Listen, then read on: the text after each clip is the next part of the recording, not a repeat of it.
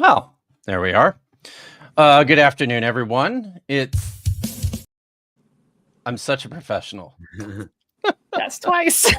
It's twice, right? So, yeah, the fingers, they just want to touch the buttons today, I guess. That's how it goes. So, yeah, it's Friday. It's June the 27th, right? It's summer, finally, for most of us. Not necessarily for me. It's still kind of cloudy and wet here on the West Coast. But it's 2 in the afternoon out here. It's 5 in the evening where Matt is in Florida.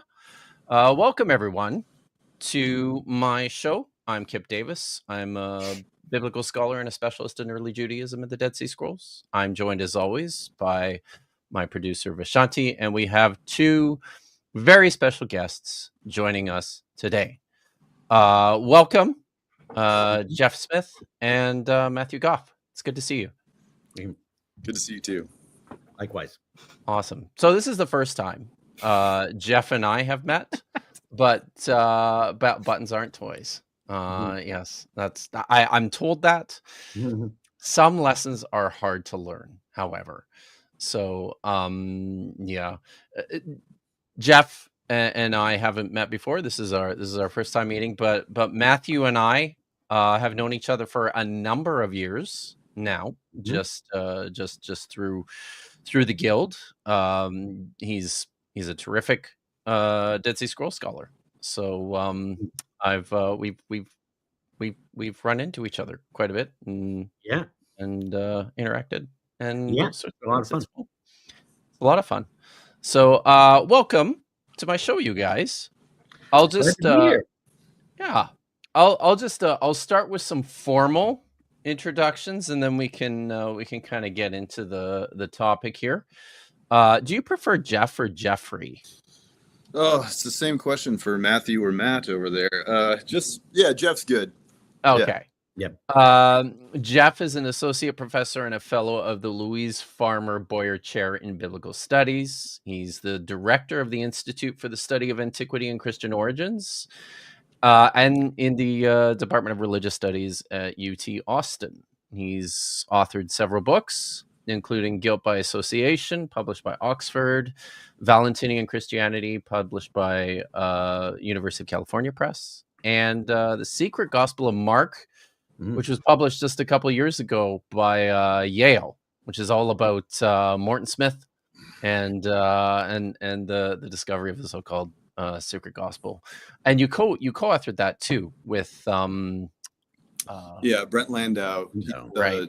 An old friend of mine and a colleague here at UT Austin. So he sent me a message one day that he was teaching a seminar on the secret gospel of Mark down the hallway and asked if I wanted to come down, and I said sure. And after the end of that 3-hour seminar, we had decided we had enough to say to probably write a book. So wow, that's if only every seminar went that way, but then we'd never get anything done, right? So yeah, wow. Well, thank you for being here, and people, check out the books.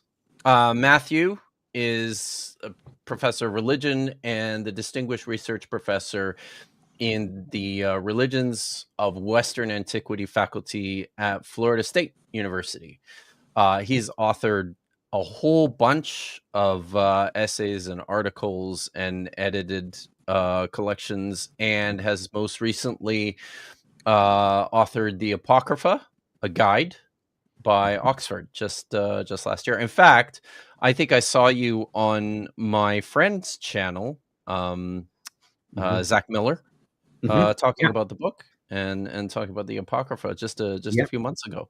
Yeah. So, and if I can be if you don't mind, I could have a shameless plug for it, meaning like that Please book plug. is designed for a non-specialist audience. That book is designed for an overview of the books that were traditionally called the Apocrypha.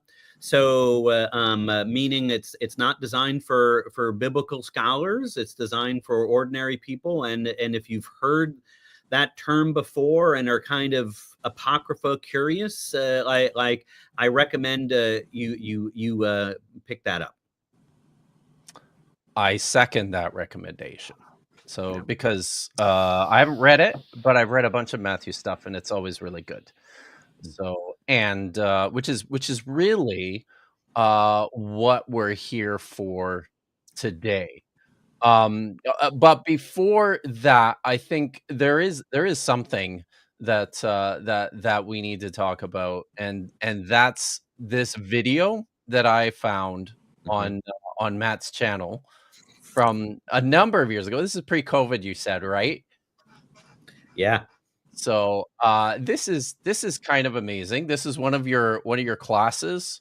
What kind of class is this? The class was called Demon, Satan, and the Antichrist, and a very, very popular class. Yeah. And gets two very different kinds of students. You get sort of a lot of evangelicals who are who understand their Christianity in terms of like a grand spiritual battle. So they want to learn more about the dark side. And then another kind of student, and this is what you'll see here, like, let's call them heavy metal nerds, like where they're sort of, they're very interested in this sort of thing, but from like they're looking for like song ideas and things. And so, yeah. So this guy's from the latter group. Have you seen this yet, Vish? No. I go into these cold. You're gonna love this.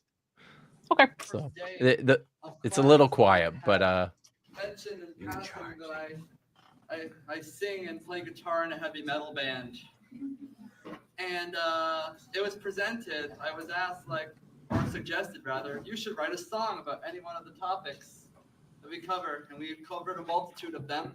But the one that really struck me as fascinating was the story of the Watchers from the Book of Enoch. I thought that was really nifty, and it's got like a really cool, almost like adventurous sort of feel to it. So that's what I did. I wrote the lyrics, and I went home to Tampa, and we wrote the music together as a band, but I recorded this demo myself. So this isn't the rest of the guys. This one's just me playing guitar and bass, and I programmed the drums. And we are actually going to be recording this in the studio next month. We all really dug it. So, and a free plug, what's the name of your band? We are the Prosecution from Tampa, Florida. We play heavy metal, and it's a blast. I think I shamelessly put our social media info at the end of the, You should zoom it out so it can all be seen at once. That's what I'm thinking. So yeah, we'll go ahead and we'll zoom that out. We'll do a full thing. But here we go. So one thing you'll notice is I kind of I added the lyrics because in true heavy metal fashion, some of the lyrics are kind of hard to understand. There's a bit of Cookie Monster vocal in there. I've been saying. So that's for your aid. But yeah, I guess that's pretty much it. I kind of reappropriated some of it just because sometimes, you can't take it literally. You got to reappropriate it for the sake of heavy metal. You got to reappropriate it to make it more anecdotal. Everything needs to be in service of the metal some gods, things may not first and foremost. completely line up with the story as it was, but I would say about 80% of it's where it's at. So here we go. You can go ahead.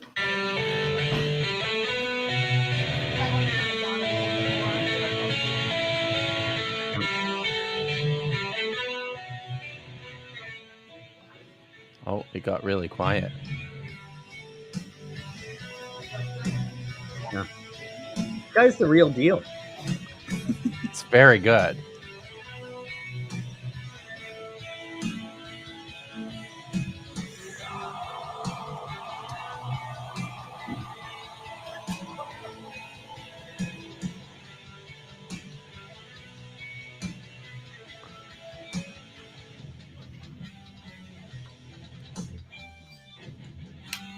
Okay, now we're cooking.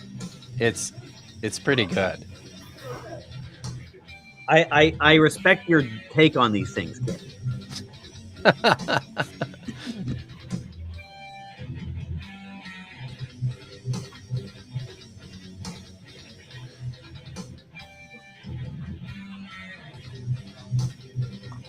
I particularly appreciate. I appreciate the music, but the translation of the story into the song is very good.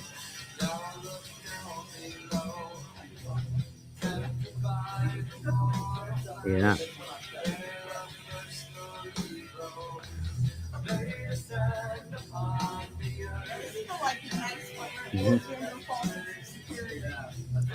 Yeah. The Watcher's myth is a consistent winner in that class. I bet. I bet. Yeah.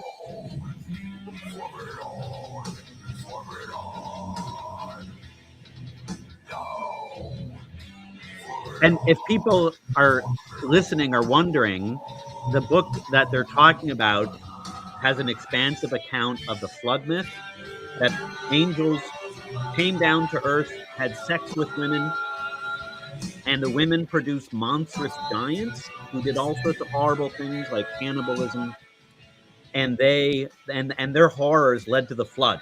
And that's what the song and he's singing, this guy's singing about that. And he's the singer, right? The guy in your class. Yeah. The union of human and divine, he's not demigods but bastards. Like, that's great. Yeah. It That's really great. is. So, and the name of the band is The Prosecution, right? I think that's. This was like 5 or 6 years ago. It may be changed, but yes, and I think this is what this guy does for a living. I think they're still doing this. It's so good. We could probably drop it now. Dang, I just starting to wanted. I know, but I wanted to give people a taste of what it's like to hang out in a Matthew Goff undergraduate class. It was an undergraduate course, right? No. It was like 100 people. It was a large class. That's it was incredible. A large class. Yeah. So, As a metalhead so- and a music major, I would have taken that class. Okay. Mhm. No, this is Yep. so. No, I appreciate that. I appreciate the plug. So thank you. And I did look. I looked them up.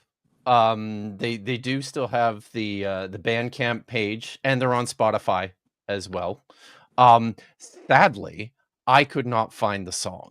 So maybe the song never happened. Maybe hopefully this your podcast can give it enough juice so they can do something with it. So see, you're not just helping scholarship. You're right. You're helping sort of biblically informed metal. It's a big tent here, and I mean, there's lots of us. By the way, I mean Matthew probably knows this already, but I spent 3 years in Norway. A lot of that time was spent in Finland with colleagues, and we have a handful of colleagues out in Finland who love the heavy metal. Mika Pajunen is a big metal fan. Mladen Popovic over at the University of Groningen, who was just in the news recently, is a big metalhead. So yeah, it's not all that strange, guys. It's Matt Monger a metalhead.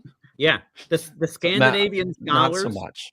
The Scandinavian scholars who work on this stuff, a lot of them this is what they're really into this. So yeah, it's similar with the Nagamati crowd as you'd expect. Yeah, is that right? Yeah, that's so cool. Yeah, that's so fun. Lots of people who like this esoteric literature and lesser known deep lore. We tend to be into the the hard stuff. In a way, this is actually a nice segue to the John Allegro stuff, because it actually came out of a drinking session at the SBL where I'd often get together with those folks, and they invited some other folks who were part of a group that a program unit that they started called Religion and Drugs, and who were interested in sort of psychedelics, and they had just come back from a panel on the reception of John Allegro, not biblical scholars, not folks in ours, but it was all the stuff about John Allegro in the contemporary culture. And at some point, someone at the group said, all this Dead Sea Scrolls keeps he was some Dead Sea Scrolls scholar, and we really need someone to take a look at that. And everyone at the table just looked at me because I was the only scholar there.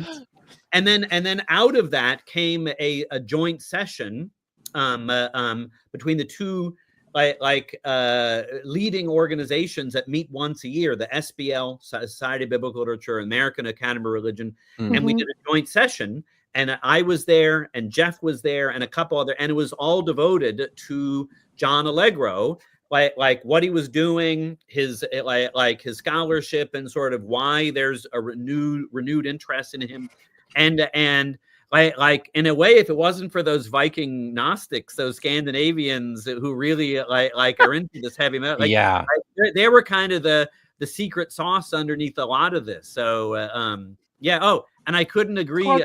Like for a while, there was a spin-off group called the SBL, Society of Beer Lovers, like where we would get together. So, but yeah, it connects directly to the Allegro stuff. So. Listen, my good friend, Joel Carrico, who teaches over at Trinity Western Seminary just down the road from me, has now for 2 years in a row, he and David Burnett and I think someone else have been doing Scotch Nights on the Monday. At the end of SBL, they just did it this last year was second year in a row. So they are planning another one for Boston. Very popular, as you can imagine.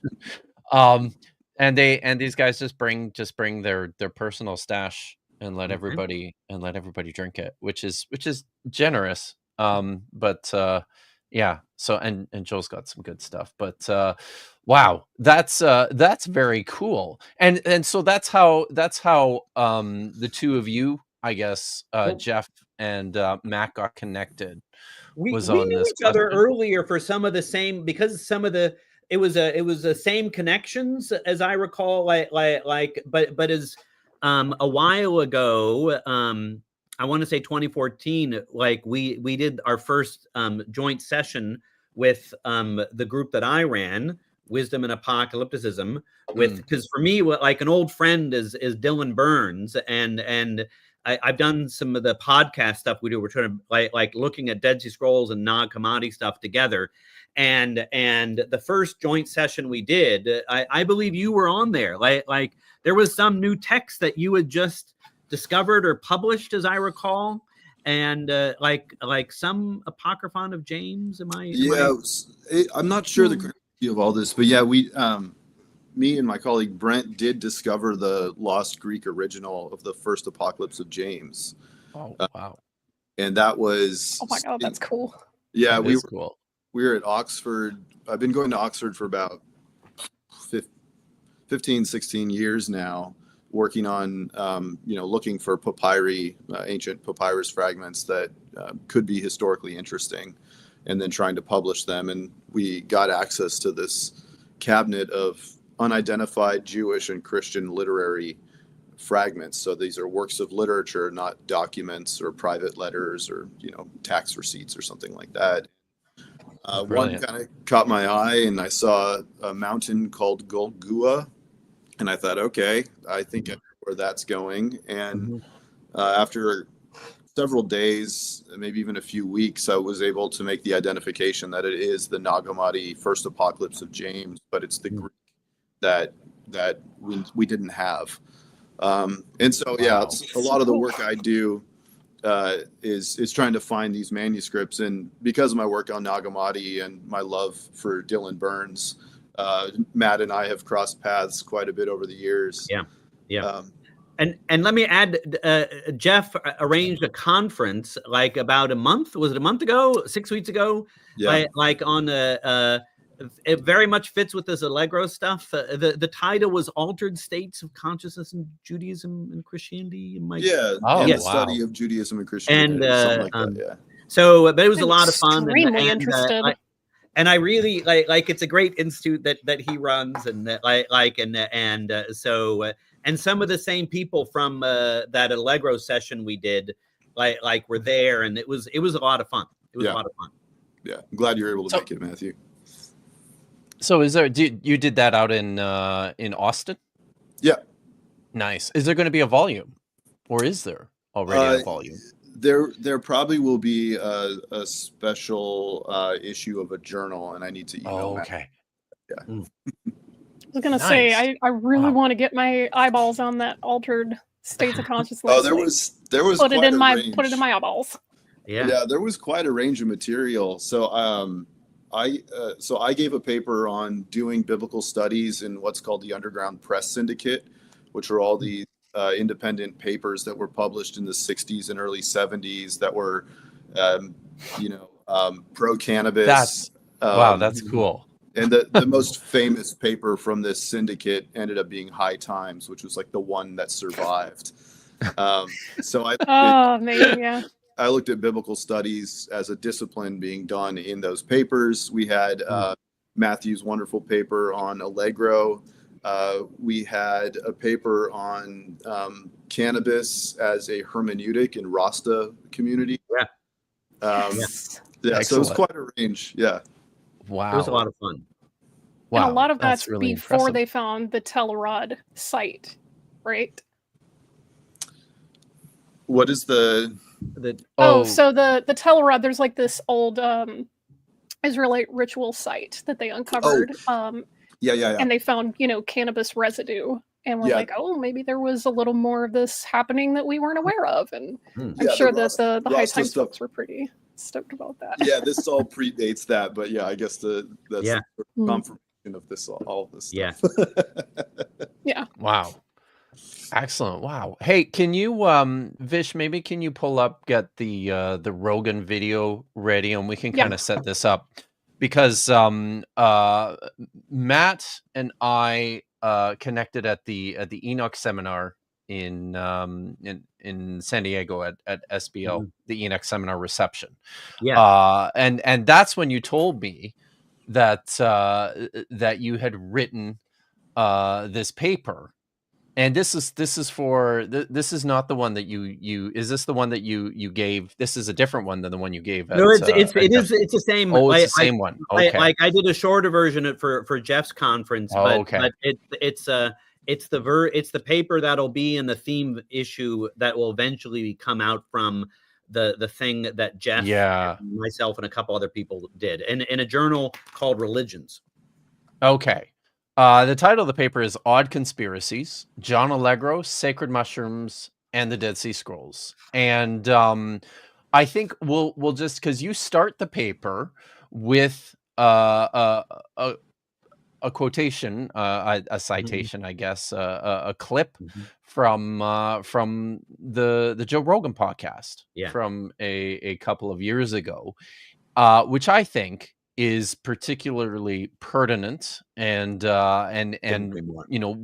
goes into this question of John Allegro's appeal, certainly now, as it continues to grow, I think. So maybe we can just watch, I think maybe just the first 2 minutes of this, and we can start talking about this fascinating guy, not Joe Rogan. Okay. To me, the most interesting version is the Dead Sea Scrolls. Sure. Did you ever read any of that stuff, like the John Marco Allegro stuff? John Marco Allegro was a scholar who was also he was an agnostic. He was agnostic, but he was an ordained minister. So he became an ordained minister, and they started studying theology, and eventually became agnostic. But he was a language expert, and so he was hired to decipher the Dead Sea Scrolls. So they did it for 14 years. He deciphered these things. They're putting together these. They had to use DNA because they had to make sure that the fragments were from the same cow, which would indicate that it was the same piece of skin. Okay. Because it's literally on animal skins. They found them in these ceramic vessels in Qumran, hidden in the side of a mountain. Real quick, Kip, did they really test the DNA of the skins? Not back in the 1940s. Okay, just letting that be known. Wild shit. So they take these down. They realize this is the oldest version of the Bible by far, and I think it's in Aramaic. It's one of the only ones in Aramaic. And at the end of this translation, over 14 years, John Marco Allegro writes a book called The Sacred Mushroom. Yet again, fact check: is this the oldest version of the Bible, or anything we might call the Bible? It's a longer issue, but it's much more like the second point you'd say than the first. But yeah, there's a lot of stuff in the scrolls. Kip has done a lot more work on this in a lot of ways than I have. But that's a simplification at best, let's say. It's older than the Masoretic text. Wouldn't say it's the oldest. Well, so some verses fit, like from the scrolls, fit exactly with the later Masoretic text. Some seem to have scriptural authority and are kind of different, and others seem to have authority and just don't really relate to the later biblical text at all. So so that leaves out a lot to say it's the oldest Bible, but the comment about 13% of the scrolls are in Aramaic, and the Aramaic stuff is pretty damn interesting. But so we've already had 3 not quite accurate statements in here. Yeah, but okay, again, still Rogan. Truman the cross. And he says the entire religion was a misunderstanding. And what it was originally about was psychedelic mushrooms and fertility rituals. And that's what created this religion. These people were taking mushrooms and they were experiencing God, and they were having fertility rituals because they were trying to be as bountiful and have as many babies as possible. And that. So, wait, is this another fact check moment, Vishanti? It's not a fact check moment. It's just people taking mushrooms and seeing God or some sort of cosmic other. That's not a new phenomenon. It's certainly not something I would think is significant enough to write home about, but that's just a drive-by comment. Yeah. So that's what the Bible was originally all about. Now, by the way, it's heavily disputed. A lot of people don't agree with them. A lot of people think it's blasphemy and it's this and it's that. But the fact remains that this guy was a legit scholar, rock solid credentials, not a drug addict, not a guy who even did psychedelics. But it was his interpretation after all this time that a lot of the things in the story had meanings that would go back to psychedelic mushrooms. And one of them was the word Christ. He said you could trace the word Christ back to an ancient Sumerian word that meant a mushroom covered in God's semen. What? Yep. Is Sumerian a Semitic language? Well, it's one of the issues. Like scholars, it's not necessarily it's not obviously in that category. That's, and I'm happy. We're this is part of the thing we can discuss. But I guess what I'd emphasize. Are we going to play more of the clip? Yeah, we're going to play more. I'm just watch curious. maybe about 30-40 seconds, and then we can talk of about this. Maybe Sumerian or Akkadian. Isn't one of those a language isolate? Yeah, Akkadian is clearly a Semitic language, and Sumerian is kind of it doesn't really fit into our linguistic category. Weird that we can trace a Greek word to a language isolate, but hey, maybe he's going to make a case. Read that book. It's not just it's Jesus, God, the Torah, sin. It's all semen. It's all couldn't possibly be projecting. This is not Freudian in any sense of the word. They thought that when it rained, it was the Lord putting semen on the earth, and that's why things would grow from the rain. And one of the things that would grow was these mushrooms, overnight. So overnight, they'd find these psilocybin mushrooms and these Amanita muscaria mushrooms, on cow shit, and they'd pick them up and they'd eat them and they'd trip balls. And so they wanted to protect that and hide that from intruders, and they hid it in stories and allegories. And this was his assertion. Well, that's the thing too. First of all, that's okay. I think wild. That's probably enough to set us up. Yeah, that's so you can bring that down. That was a lot of claims. So, lots of unpack. Yeah. Definitely is, but maybe Matt, if you could let's do two things here. Let's first of all, maybe if you could tell us about the connection that you made between this video clip and John Marco Allegro and the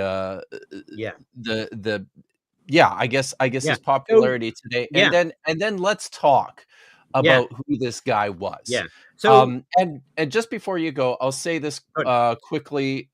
People in the chat, if you've got questions for either of our guests or for myself, please throw those into the chat, and we will get to those at the end. But let's go. Let's talk about this, Matt. So I like that. And so I really like Vishanti's kind of really, but we should get into some of those details, but I would say one of the larger questions underneath all of that is, why is Joe Rogan talking about John Allegro at all? And I have to say, this is something I learned from my students, meaning like when people like myself in a kind of an Ivy League context, we learned about John Allegro like as kind of this freak, this like in the context of gossip. We weren't reading his stuff. He was like, this guy kind of went off the deep end like a number of years ago, and he wrote this crazy book and it was panned. The publisher issued an apology for it at the time. Yes. And one of the best parts of working on this was the reading the reviews of the book. One reviewer, like Henry Chadwick, said it reads like a Semitic philologist had an erotic nightmare after eating too many like psychedelic mushrooms.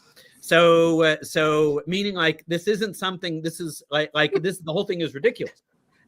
But then I find out from my students or from that like these people doing more contemporary religious stuff, like in that drinking session at the SBL I mentioned, that there's actually if you go beyond the ivory tower, like there's all of these people out there interested in this. Like where we've kind of abandoned him. It's a scholar that we scholars have abandoned. And like there's all this great scholarship that like people out there today aren't reading, but this Allegro, like there's this new popularity. And for me, one of the questions is why. And like now the answer Joe Rogan gives is basically like, well, you guys might think what he has to say is crazy, strange, that like it's actually this Christianity begins as a sacred mushroom cult, but we should hear this guy out. Why? Because he was a legit scholar of the Dead Sea Scrolls. So like give the man give this a fair hearing. Give him his due. But what I would, and we can talk about this, but one of the things, like even aside, we should talk about like why Dead Sea Scrolls scholars don't think that. But another part of it is like you actually read the Sacred Mushroom and the Cross, the Dead Sea Scrolls come up hardly at all. Like so, not at all. Hardly at all. But I think, and this is what you were getting at, Kip. Like, so why are they like, hey, there's this unorthodox idea we should all hear. Is like in the Rogan clip towards the end of it, it really made this clear. Like so they're like he basically says Allegro said that like Christianity began as a sacred mushroom cult where this weird association between mushrooms and semen and fertility, and it's all there, but they didn't say it explicitly in the New Testament. They intentionally hid it. Like the idea that the text doesn't say that is kind of the point. Like they hid it. And so it's not supposed to be clear. Teacher, why? Because I think so. In the thinking there, my sense is it had this kind of appeal of an esoteric truth. And the idea that sort of the elites know, like what's going on the surface is not the key thing. Like these elites that you need this kind of esoteric knowledge to know what's really going on. And here I think for someone like Joe Rogan, and like where there's a kind of in the article I call it conspiratorial ideation, where the absence of evidence is itself evidence. Like it's hidden. It's supposed to be hidden. It's not supposed to be clear. Like it's this wonderful circularity from an academic standpoint. Like the fact that it's not clear is actually a sign that what I'm talking about makes sense. Also, I've noticed a trend with conspiracy theorists in general. Yeah, so my sense, they love knowing the answer. Like, I'm a wisdom, I'm an enlightened one. You too could be enlightened. Like, I know who's controlling things. Like, you could know who's controlling things. That's exactly right. Like the idea, if you're saying that the truth isn't clear, then the question, like, who gets to sort of de-ambiguate that truth? And it's, you're right. It's kind of a power move, and it's a broader issue. But we all like we live in an age in which kind kind of mainstream assumptions are questioned. Like conspiracy theories are being mainstreamed more like every day. So the kind of, even aside from like the details, but if someone comes up to you and says like in a public context, like everything you know about X is wrong, and the truth is weirder and stranger than you could possibly imagine, like you'll in this age we live in, you'll get more buy-in from that than ever before. So there's a kind I want to hear what people in the audience like, or what you get, but that's kind of like there was, it struck me as kind of the conspiratorial quality of his of the scholarship, the mode of argumentation. And that's where I would see the connection between his older stuff, because not so much his scholarship, but like Kip and Jeff know this very well, but like when he was a Dead Sea Scroll scholar in the 50s, one of the things he like made him a controversial figure was the promotion of conspiracy theories about the Dead Sea Scrolls, where they weren't being published on time, and he attributed it was one of the only insiders in this group, and these scholars working on the scrolls, to say like there's a Vatican plot that's intentionally like the Vatican has commanded my colleagues, many of whom are Catholic priests, to delay publication of the scrolls and drag their feet. Why? Because the scrolls will have new insights about the nature of Christianity that'll undermine everything we've been taught. Like, so that the Catholics would sort of like the Dead Sea Scrolls, when they become known, would sort of undermine like this kind of foot lock that the Catholic Church has on Christianity. Was kind of the really not a conspiracy until you get the Vatican involved. Yeah. That's how you know. So I don't know if you want to add anything to, like, because Jeff has done more, like looked in sort of like Allegro, So I think, Matthew, well, your question is why, your driving question is why the resurgence of popularity in Allegro's book. I think my question is more and more becoming, what on earth was going on in the 1960s that led Allegro to believe that this was a good idea? Yeah. Counterculture. Yeah. And yes, the easy answer is counterculture, and there is some truth to that, but Allegro was very much against that movement. That's interesting. He was a teetotaler. Yeah. He didn't smoke, he didn't drink, and he was once asked if he'd ever done psilocybin or muscimol or any sort of psychedelic mushroom, and he said, "I wouldn't be so bloody stupid." And if you read the Sacred Mushroom of the Cross, in the Cross, there's 2 or 3 swipes against the counterculture movement there. Yeah. So I think that's certainly part of it, but that's not all of it. And so what I think I'm kind of, what is becoming clear to me at this point, and Matthew, I'd love to sort of bounce these ideas off of you, is that it's more than just a conspiracy that's taking place among Allegro and some others in the late 60s. It's more of this very real sense that Christianity might not be able to survive this test. And the test in particular is the teacher of righteousness. The teacher of righteousness has the potential, depending upon how he's interpreted, to completely uproot Christianity at its source, right? And that's through the sort of Dupont-Sommet argument, right, that you brought up at the conference, that the teacher of righteousness was persecuted and killed, and then of course Allegro placing and interpreting that fragment, identifying the method of killing as crucifixion. And if you read Wilson's 1955 book on the Dead Sea Scrolls, which I think is just basically a bunch of his is kind of published together, there is, toward the end of that book, a really interesting discussion of some of these quiet conversations that were taking place where they were very seriously considering that this may be the end of Christianity. And so I think Allegro thought that. Yeah. And I think he thought that with just the slightest nudge, the whole religion's going to fall off a cliff. And to me, that's quite interesting. I think that makes him a little more understandable. Yeah, no, I like that. I like that. Audacious. Oh, go ahead. That's audacious. Like this is something I've also noticed, and particularly in like ex-Christian atheist circles, is if we just say enough stuff that dunks on Christianity and makes it look bad, there will be a mass deconversion and people will stop believing in it. And often it's rooted in being harmed by a certain community that you're, it's like taking power back and sticking it to the man or whatever.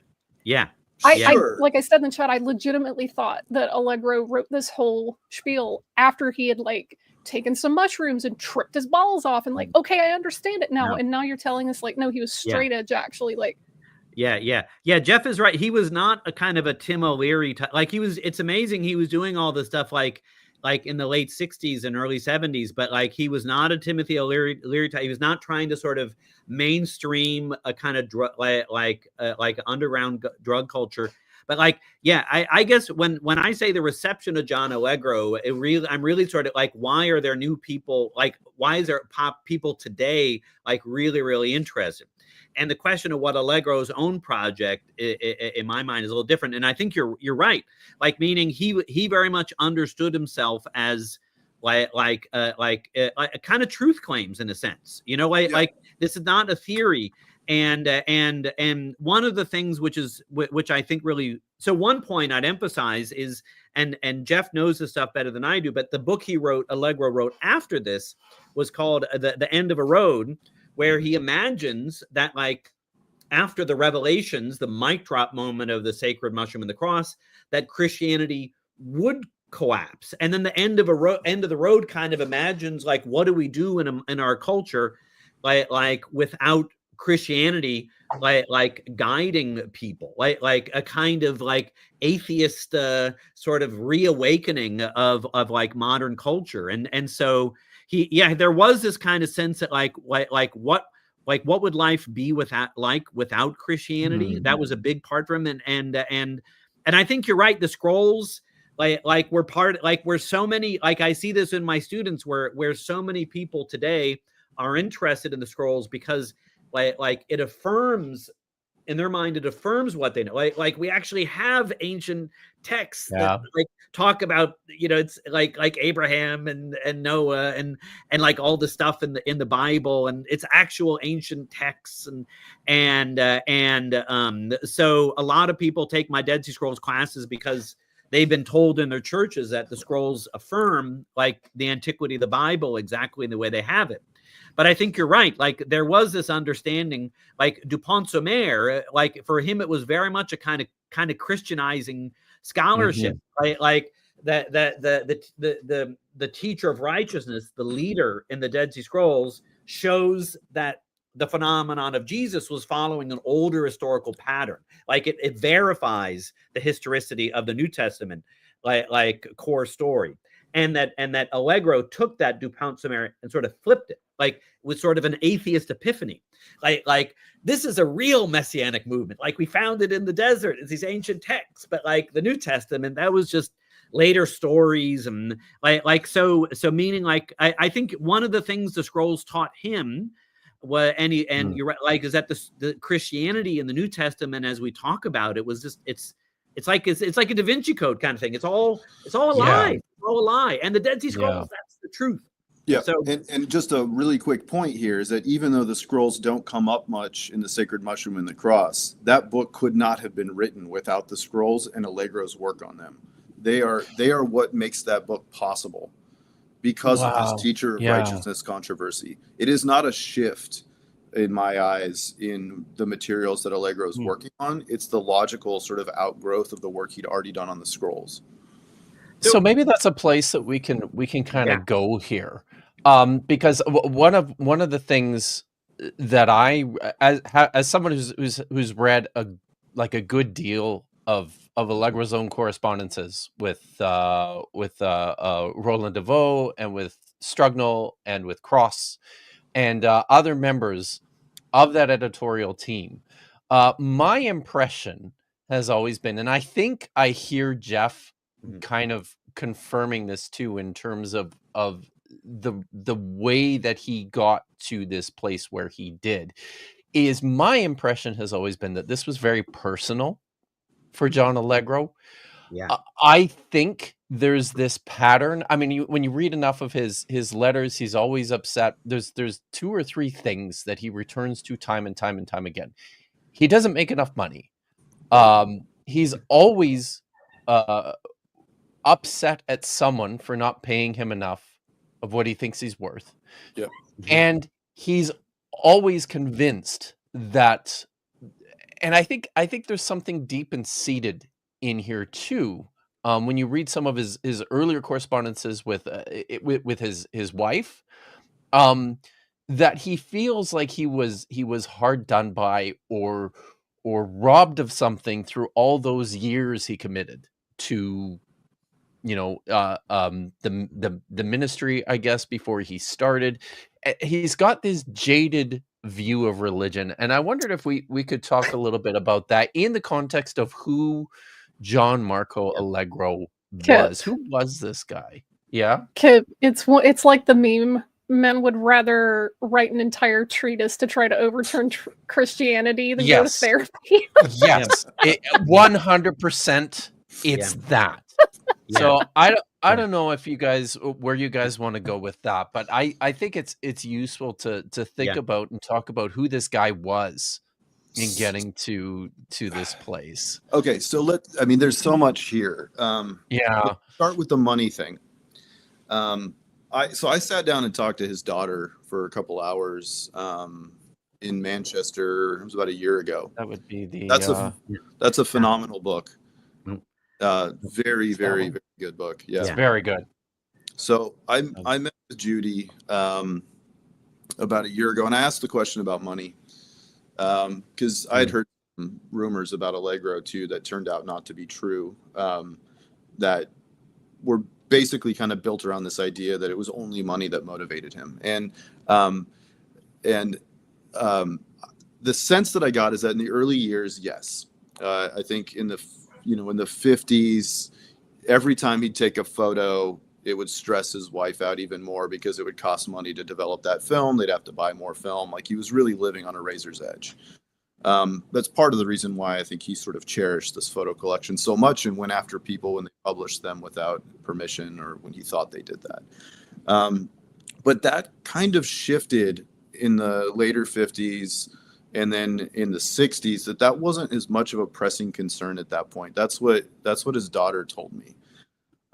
So I think money alone doesn't really explain the sacred mushroom and the cross. I think he got a taste for fame. I think it's fame because if you look at some of the stuff that's going on, what do we got here? Yes, this is the Penguin book. Which I believe, if I'm remembering correctly, I think this is the first of its kind, wasn't it? Yeah, one of the first. I think the Wilson one might have been a year earlier, but it was one of the first early popular accounts of the scrolls, and it sold very well. And it's a solid book. And it was fame from the book, but it was also fame from a lot of the media surrounding the scrolls. Like, if there's this one photo I found in his archive, it was on the cover of some magazine where he's standing somewhere in the Judean wilderness. I don't know if this is when he was on his wild copper scroll excavation kick or something, but where he's standing there and the king of Jordan is right next to him, and he had just flown in on a helicopter, and Allegro's wearing these designer sunglasses, and he never looked happier than he did in that moment. I think fame was a big part of it for him. I think that's right. Yeah. I like that. Wow. I like that.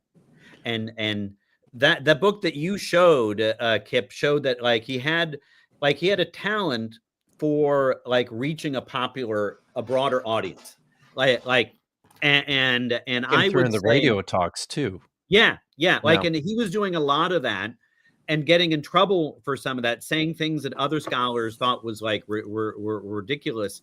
But from the get-go, like my own sense, and maybe this is part of, and we can back up and say like who, like more about his backstory, but like he didn't, he had a large, he wanted to reach a larger audience. If he was around today, he'd have a podcast. Like he would not read, like just publish like obscure things in obscure journals. Like he, and think about it in terms of fame. And like that was a big part of him from the get-go. And maybe we should just like, you know, you asked kind of like 100% Gianmarco Allegro would have made an appearance on Joe Rogan. 100%. Oh yeah. Yeah. But before that, he probably would have been on Coast to Coast. Do you guys remember that show? Oh, with Art Bell. Yeah. Yeah. So sorry, what was that, Matt? I was just gonna say, so for people in the audience who don't know, like I think he was born in the 20s, and he is like he and I think maybe right after the war he was initially in and I don't know this story, maybe you do, Jeff, but like he was initially in the path to become a minister in the Methodist tradition, and so there's, in terms of his radical antagonism towards a religion, like my own sense, there's something very personal there. But that sort of atheist turn, it brought him to sort of, this is before the Dead Sea Scrolls, and it shaped but he still had an interest in biblical studies. He entered graduate school in the 50s, and a strong interest he had was like, at the time, sometimes biblical studies could be more in the context of what people would call at the time theology, which would more sort of like biblical studies in a faith-based context. And his field that he entered as a grad student was Semitic philology. So it's really about like dead languages and learning about like obscure languages, and that's what was his number one passion. And you see that very much in the Sacred Mushroom and the Scroll. Like he's very an interest in philology, and he started in Manchester, but like he's shifted in in his PhD program to Oxford, working under a guy named Godfrey Driver. And what Driver was interested in, and I don't know the full story here, but folks who are in biblical studies know that the main lexicon we have for biblical Hebrew is the Brown Driver Briggs Concord lexicon, which was done in 1906 and hasn't been like there was never a new edition of it. But Driver in the 50s, that was his first thing about the Dead Sea Scrolls. Oh my God, we need to update BDB. And Allegro as a grad student was really tagged to do all this stuff. And Driver at the time, as like the senior Oxford professor in biblical studies and Semitic philology, the Dead Sea Scrolls folks were where the scrolls were found. It was now what's in the occupied territories, but at the time under the auspices of Jordan. And so the Jordanian Department of Antiquity formed this group of scholars to look at them, and they asked Driver for nominations, and they brought, and he tapped Allegro. And one of the interesting things there, is that Allegro never returned to his PhD program. Like at the time, it was possible to get a faculty position without a PhD, but he never did that. This odd, the scrolls gave him this odd path to academic success, that is very different from a lot of people. But he was good. Like 3 years after he joined the team, he published that book that you showed. He had talent, the talent is there. But he always, from the very beginning, had this odd relationship with, let's call it, mainstream academia, So do we know anything about his actual PhD project that was at Oxford? I think so. I don't think he started. I think he got tapped before he actually started a PhD dissertation. Is that right, Jeff? I think so. I was hoping you would know more details, because that's the extent of what I know. Yeah, I think so. My understanding is that he a year or two in his PhD program, Driver tapped him to But what I do know, his main project, he was tapped to come up with write all these index cards, because some of the scrolls from the ones from Cave 1 were published in the 50s. And so some of the key texts were known then, and there was all this excitement among like philology types at the time, like this can read like give us new insight into kind of like this biblical term or that biblical term, and so it probably like he was on the path to sort of do a sort of like a BDB kind of revision related dissertation, but like but yeah, he never got that far. Do we? And that something that I've wondered about a little bit. Just do we know anything because of the sacred or the cross and the sacred mushroom? And he spends so much energy connecting these Sumerian roots that he often reconstructs to these later ideas that revealed in the New Testament, or that sounds similar to things that we see in the Dead Sea Scrolls. Do we know anything about his actual command of Sumerian and the Semitic languages? What I can tell you, and like as like experts in the Sumerian language at the time, like panned the book, not simply because of the craziness, but exactly craziness of his point, but exactly this idea that like this guy doesn't seem to really know as much Sumerian as he thinks he does, but yeah, it's the use of Sumerian, and you saw this in the Joe Rogan clip, like the sense that the Sumerian is like the key to everything, like everything. It's like the id underneath all of this stuff, like all of these words, like sin, Torah. Like sin means like wasting semen. Torah means the outpouring of semen. It's like it's all semen, and the idea is that why should we believe that? Because every time he'll say that, he'll have these complex etymology. Well, this relates to this Sumerian word, and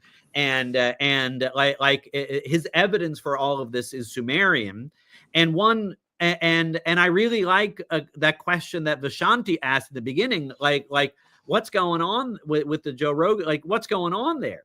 And one of the things, it's very much just kind of like a kind of classic philology, meaning like you just kind of like word A from one language and pair it like from another language, and like see they're similar, and as just kind of like linguistic connections. And what's completely missing, and there's been a lot of good scholarship on this in recent years, is, you know, it's interesting. We know now from the Dead Sea Scrolls that there's some really interesting connections to ancient Mesopotamian stuff, really interesting stuff.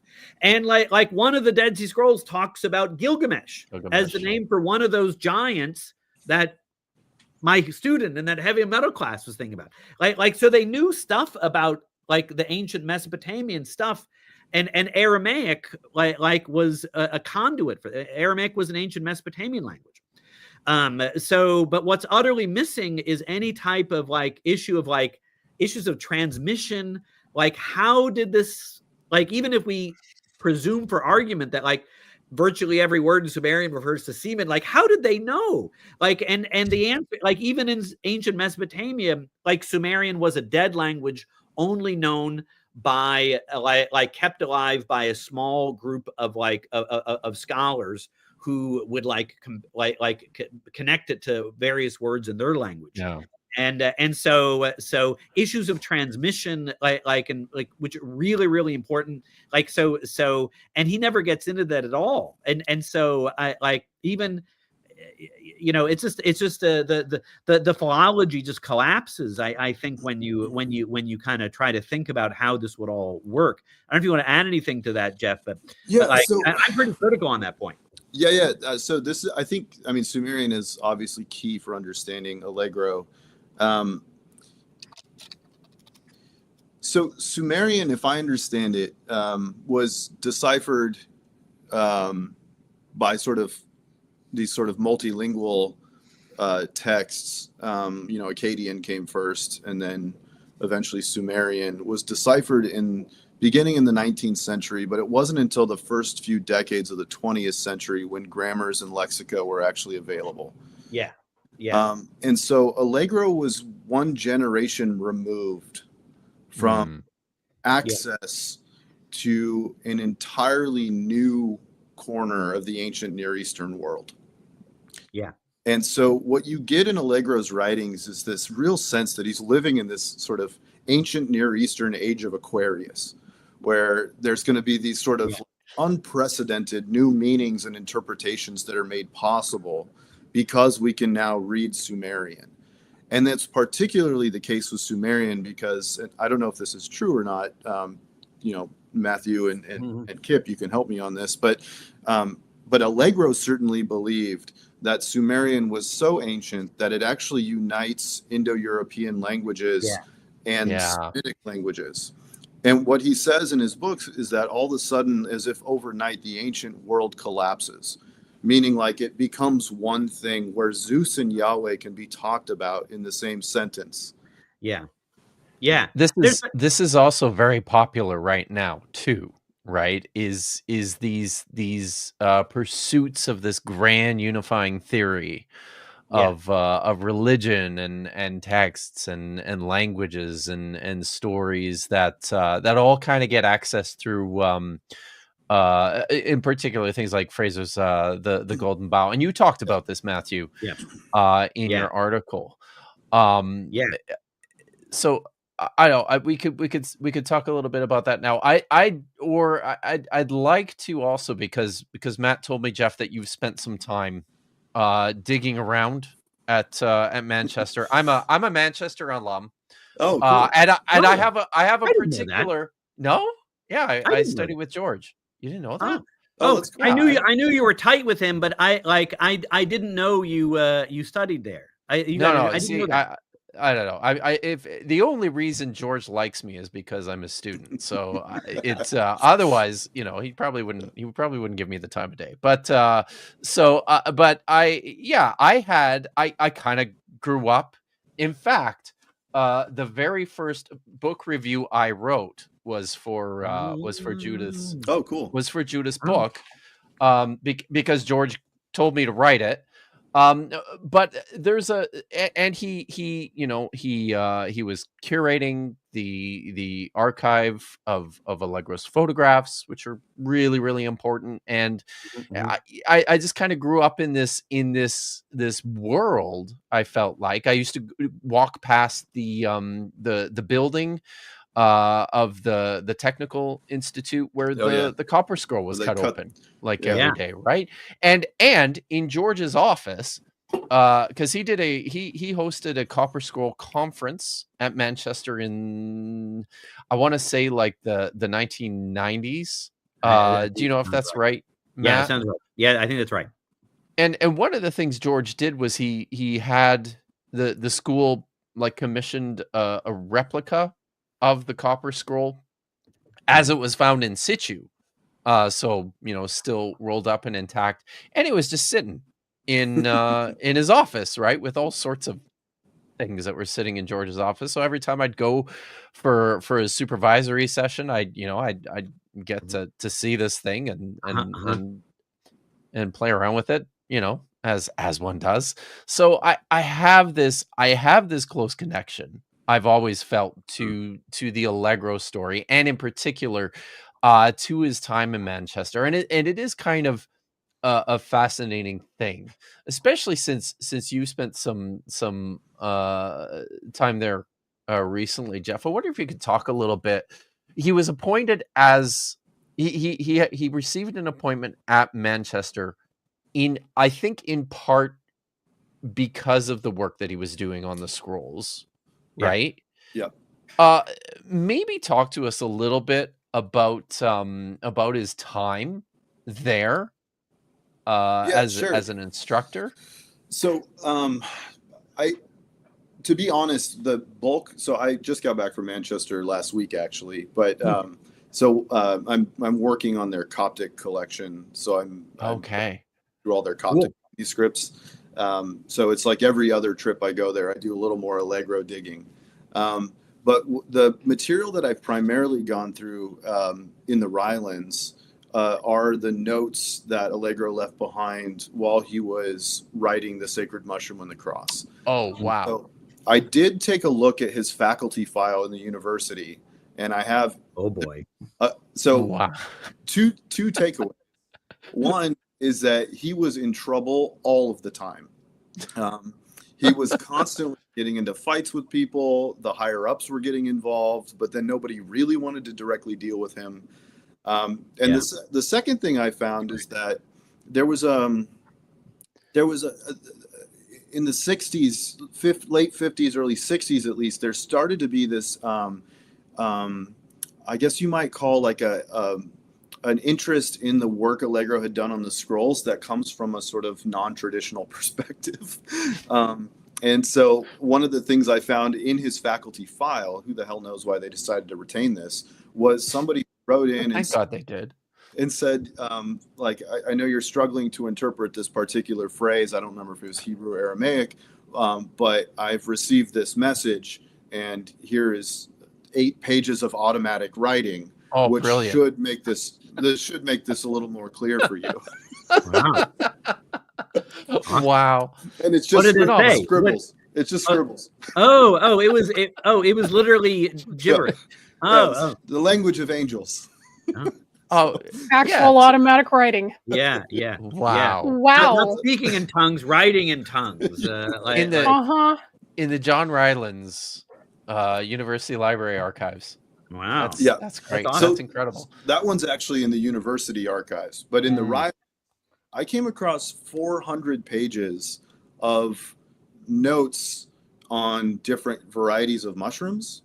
There were drawings of like the dog stinkhorn mushroom, for example, which is a phalloid. It's part of the phalloids and other stinkhorns, right? So you've got this like really elaborate, it's almost like reading Pliny's Natural History, right? Holy cow. Or Aristotle, it's just encyclopedic information about mushrooms, and then Greek, Hebrew, Aramaic, Syriac, Arabic, all the different words next to those mushrooms. And this goes on for hundreds of pages. And then you get to a spot in the notes where it's the 12 apostles mapped onto the zodiac. Oh, of course. And you just think like, what was going through this guy's head? But the takeaway from all of that was that he was dead serious about this. Nobody takes 400 pages of notes unless they're very serious about something. That's pretty incredible. Yeah. And this is giving Voynich manuscript vibes. Yes, it is. Yeah. Like I have an actual facsimile downstairs, and like it's cool. It's a nice piece of art. It took a long time. I respect it as like a thing someone spent a lot of time on, but it's gibberish. Yeah. There's no secret code in it. It's just like so I think so. I the other thing I've done is I just recently published a piece. I'm not trying to self promote or anything, but feel free to self promote. It is relevant. Yeah, self promote. Chill. It just came out from the Harvard Center for the Study of World Religions, and they had this conference on mushrooms and psychedelics, and I gave a paper there where I kind of presented some of the stuff that I had found in this archival work. And it was called From Messiah to Mushroom, A Brief History of John Marco Allegro's The Sacred Mushroom and the Cross. And it's access. You can find it online. Brilliant. Cool. But what I did is I started. Can you repeat that title again real quick? Yeah, sure. From Messiah to Mushroom, A Brief History of John Marco Allegro's The Sacred Mushroom and the Cross. And what I did there is I just started with the publication of the book and some of the pre-publication press.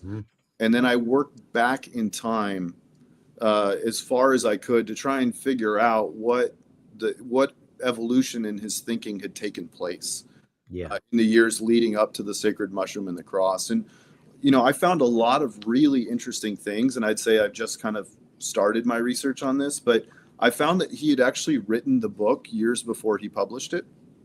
But that his publisher rejected it at the last minute. And he had to kind of... How earlier? How much earlier, Jeff? 67. Wow. I think it was 67. I posted a link to Was that it published? in the It was chat published for in the anyone. 1970. early Published in 19. 70. Okay. Wow. So I'd have to double check the dates on, but the date of the when I found a letter saying that the publisher just rejected the book, that date is in the article. Yeah. And the other thing I found is that he had kind of arrived. So he had moved into mythicism before he went into this mushroom, which is this belief that Jesus didn't exist. And that's the bridge from the Dead Sea Scrolls work into the mushroom work is mythicism, which is Now this it's all falling idea into place. the teacher of righteousness, Jesus is just a literary device that's meant to be a parody of this well-known teacher. Well, can I ask you? So there's something really important there, and I think it's really interesting that he was actually doing this work a little earlier than like on this mushroom when then we maybe I realized, or because that would sort of think like he's that to me that suggests he's thinking about all the stuff about mushrooms when everything is actually falling apart, like in the mid 60s with him, like his relationship to the other members of that Qumran editorial team is getting more and more acrimonious. And like the last academic study he published on the scrolls was in 1964. And like in terms of an article, and so the his break with all of that stuff was happening when he was doing all this mushroom stuff. I guess as I think about that, like, so I get the mythicism, but I guess I'll more of a question. Like I'm trying to figure this out myself, but isn't it a different kind of mythicism? So meaning like what he said in that BBC interview, like that he got all in this trouble for in the 50s, was that like the teacher of righteousness was crucified. Like this is the real Messiah, and then the real the Jesus in the New Testament, that's like fake news. It's kind of a watered down version of that. Yep. And as I listen to you, I think it's like, and if you look at what he says about the Jesus of the New Testament, there's something similar. Like that's not the real thing. But what he says is the real thing is like this, like Sumerian, like phallic mushroom semen thing, and like I don't see that in the earlier scroll stuff. Okay, so a couple dates here. I found them. So July 3rd, 1968 was when he got notification from the press that they had backed out. So 68, 2 years earlier, and that is actually in a letter to the member of the civil rights movement, the defrocked Episcopal priest. Oh my God! Gideon in the White Album, James Pike, the guy who traveled to the Dead Sea and to find some insight about Jesus, fell off a ravine and died. So wow, that's. And Allegro signs that letter, John with a little mushroom. And actually, James Pike slips Allegro a mushroom book. That's what's said in this letter. He gives him a mushroom book and asks him to return it to Doubleday. And that book must be Puharish's The Sacred Mushroom, which is a wild book if you've never read it. It's about this guy who he's a science. It's nonfiction. He's a scientist. He's doing research to see if he can cultivate ESP in people by giving them psychedelic mushrooms. And he finds this one guy who's a sculptor from New York who apparently slides into these trances and is able to speak ancient Egyptian. So Puharish then learns ancient Egyptian to verify whether this guy is accurately speaking it, and is able to verify, yes, it's ancient Egyptian. And then the book culminates with him finding the Amanita muscaria, the sort of North American variety with the yellow cap near his laboratory in Maine. So this is wild, right? Okay, so yeah. So, wow. So it was about the book, like so Pike gave him this book, and that was like 68. And then 67 is when he discovers drugs. Because I found a letter where he's talking to this guy, Bernard Barnett, who actually published in the British Journal of Psychiatry an article called Witchcraft, Psychopathology, and Hallucinations, where he argues that the witch trials came about because of ergot. And he says that, I've discovered that the number one drug of choice for the early Christians was the Amanita muscaria. So there's a lot of chronology in this article. Any idea what that was based on?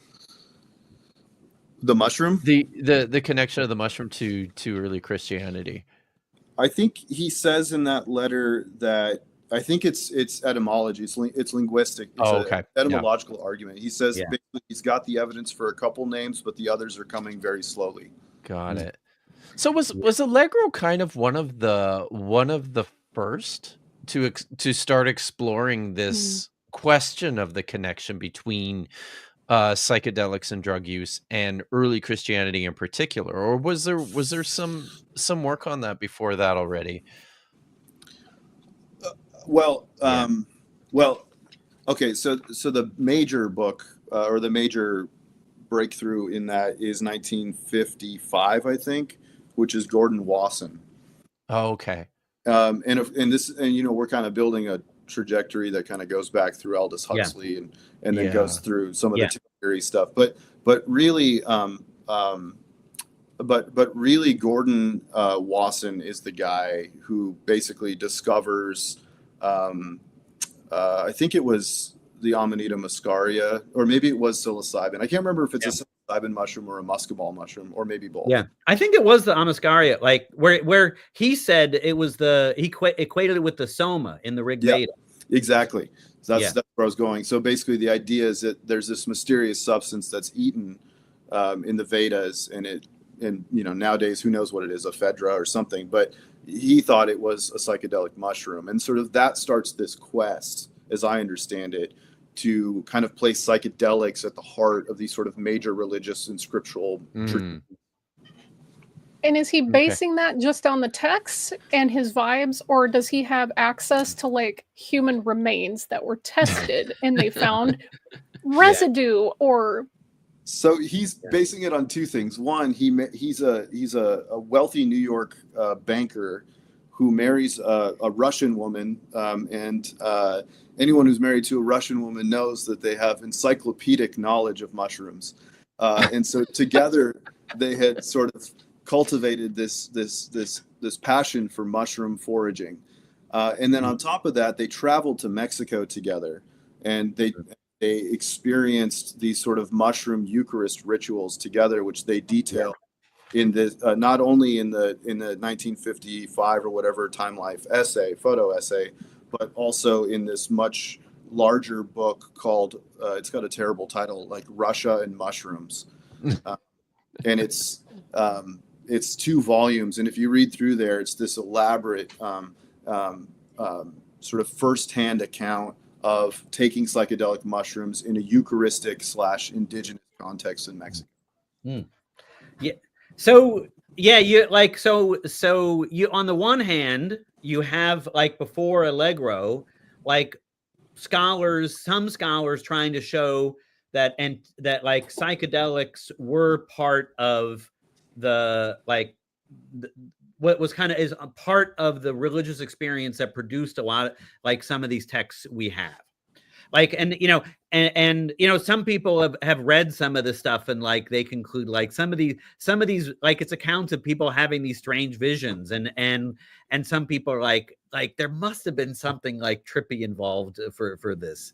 We have one text from the 1st century, see 4th Ezra, where he has these incredible visions, and it says that like he has to sort of be in this field and eat nothing but poppies in this field for 7 days, and then he'll have the visions. So we don't have like archaeological evidence there, but like there's some like, so my point is like there's some stuff in the text where you can sort of make these kind of claims, maybe in a more minimalist way, maybe in a more maximalist way. That was there before Allegro, but I don't think, like, Jeff, you know more about this now, but I don't think anyone went as far and as bold as Allegro did. And the other point, and for me, this relates to sort of like Allegro vis-a-vis the sort of the popular world versus the ivory tower. Like, unlike some of the other scholars, like he didn't really present this as an academic argument. Like he left, he resigned from his position just before the book was published. Right. It's not like he was at the SBL kind of like pitching this like wow, what that would have looked like.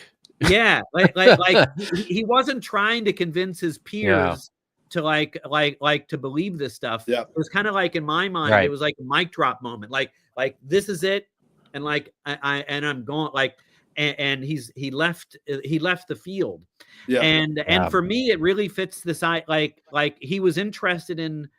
I kind of like what you're getting at, Jeff. The sense that he was interested in sort of like these larger truth claims, that not simply just about academic discussion about changing the culture more broadly, like where he was, it was about reaching a broader audience, and like he wasn't a nice continuity between that and the older stuff. He doesn't like listening to other scholars talking about what he's talking about. You know, it's like it fits with I'd love to go through some of those papers, like where all these faculty disputes in Manchester that are preserved in these archives. That makes so much sense. Yes. You know, it certainly tracks, right? Because this is what we've seen. You know, I mean, I know we know a fair bit about Allegro's interactions with the international team. Of over the years, and it's exactly the same thing that he just can't seem to get along with anyone within this. No, he did not. I think we'll get on to questions here in about 10 or 15 minutes, but there's a couple things I really wanted to touch on, and this has been really, really fun and really fascinating. So I appreciate that, you guys. People in the audience, in the chat, if you have questions, make sure you get those in here within the next little bit. But there's a couple of important things that I think you touched on in your article, Matthew, that I thought we could talk about, and one of them has to do with what you identify as the real conservativeness of the conservatism of Allegro's scholarship and his method in writing the Cross and the Sacred Mushroom. He's very deeply indebted to Fraser and the Golden Bow. As we pointed out. Talk a little bit about that, but also I think something, because I see some urgency about this in the way that the conversations that I encounter in these spaces tend to proceed. Can you talk a little bit also about why this is so problematic? Why is this an issue among lay historians of religion in particular? So thanks. And so what I like, and when I say in that article conservative, I don't mean like in the way the term gets used today, and not like in a right-wing sense, but in the idea that like some mainstream views among scholars of religious studies at the time, like in the 60s and the 70s, like he's actually kind of doing in his own idiosyncratic, very phallic way. And in a way, like it fits with what we were talking about. I'm glad we're coming back to this because that's why the Sumerian is so important. Like if we talk about issues of transmission, like it gets really cloudy. But if you just kind of say that Sumerian is the oldest, because it's the oldest language we can read from the ancient Near East. So if you kind of posit that like Sumerian is at the bottom, like that's critical for his way of thinking. And like sometimes scholars would use the term perennialism here, and what we mean as a kind of a critique of a kind of religious studies, and there what we mean is like a kind of approach that where it looks at all sorts of different religious traditions, kinds of religious experience, and from different cultures, and to say it's kind of all the same. Like people are all doing the same sort of thing. And like that, it all kind of boils down to like one or two things. And while we can find macro patterns of different religious traditions, the problem with that is it's very reductionistic, and you often sort of it takes data from various religious traditions where they have their own things, their own uniqueness, and it kind of boils it down into some of these macro patterns that scholars are sort of putting. It's all data for categories built by scholars, and that's what like James Fraser was doing in The Golden Bough, like a book in the early 20th century, which for most of the 20th century like was really like that was kind of the mainstream, or sort of the gold standard of what people were doing in religious studies. The idea you take stuff from all sorts of different religious traditions and sort of like boil it all down into sort of like the human experience of religion. This is and like these kind of grand scenarios where they move from magic to religion to science, and that's kind of what my sense is sort of looking through a lot of this stuff was that Allegro in his own way was quite perennialist, and which at the time was really mainstream in religious studies, and the Sumerian fits with that. Like when he talks about, and you saw this in the Joe Rogan thing, that people they saw the rain and it's semen, and like that means there's a penis in the skies, and the phallic mushroom is sort of how they sort of like commune and see the like a mystical union with the sky penis. Like one question is sort of like, what people and like who had that view, and he just points to these Sumerian and like etymologies, and his point is that like all people, like it's kind of this grand universalism that they're like all like ancient Near Eastern religion and like all its diversity, like it's all kind like it's all the same kind of fertility cult. Well, they're all seeing this sort of thing. Yeah. And then the development of Judaism and Christianity is just a kind of more covert extension of that basic thing they were doing earlier, where it's now just kind of hidden in our text, but it's still about venerating the sky penis. And if there is like one thing that I know about ancient Near Eastern cultures, even Greco-Roman cultures, it's that they had fertility deities, and also they were not subtle. Yeah. Okay. They were not subtle. If you look at the Egyptian god Min, if you know, you know. Okay. Yeah. If you want to make a case that people are hiding secret sky penises and things, you're going to need a massive, no pun intended, amount of evidence to overturn this. You're exactly right. Like, and and they talk about sort of like, even in Sumerian myth, there's stories where they talk about like gods copulating, and it can get quite explicit, but he's not interested. Like, it's about these etymologies. But you're right. And he's not really interested in reading texts I think what you're getting, like, you look at the ancient Egyptian stuff is a great example of that, meaning like these were very patriarchal societies, and they understood power could be expressed in very phallic terms. And so like a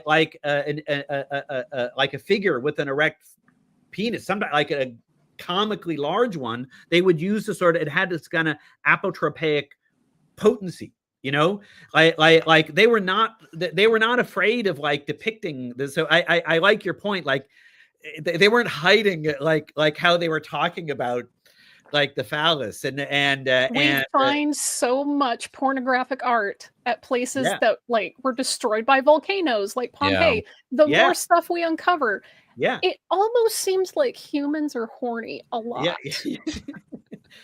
So so I don't know. My sense was sort of like he understood himself as doing something like really overturning the apple cart. And overthrowing like Judaism with these kind of like bold and like unsettling claims. But my own sense, and I don't know what you guys think about this, but his method, like kind of underneath all of the phallic stuff, is that this kind of perennialism was really what a lot of scholars of the time were doing.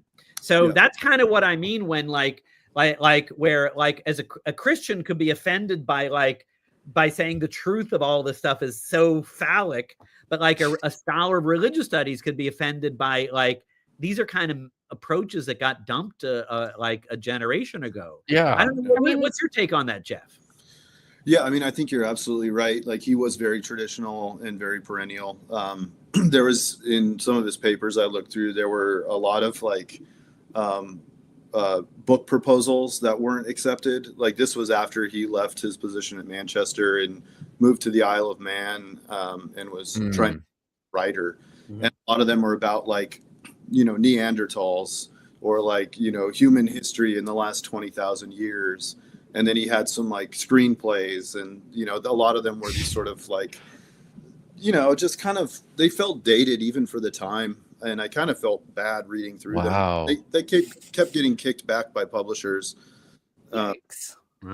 So, but yeah, it's in like he was persistent, wasn't he? Like he you know, people were like, it's kind of amazing at one level, like all of these, if all sorts of scholars were telling me like what I was doing that made no sense, like at a certain point I'd like shut up. But like if anything, it made him kind of more like convinced he was onto something, you know? That's the way conspiracies are. The more you push back on them, the more true it must be. Yeah. Right. It just, it's frustrating. And it's also really funny to me that anybody would try to argue that, for instance, the Hebrew Bible is not very sexual when we have Song of Songs. Yeah. Oh yeah. It gets, which there's barely tries to like use euphemisms in the text. Like it makes people blush to this day, and it's in their sacred literature. Like again, people aren't really that subtle.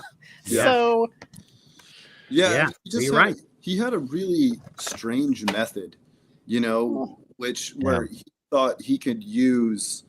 So the idea is that like meaning, and he never is explicit about this, so I'm just trying to kind of like theorize it on the basis of reading his stuff. But like the idea is that like meaning, and by meaning I mean like everything from like what people believe to be true about reality to like social history, all of those things act into words, not sentences so much, but words, just individual words, phrases, short phrases, and that those then get passed on.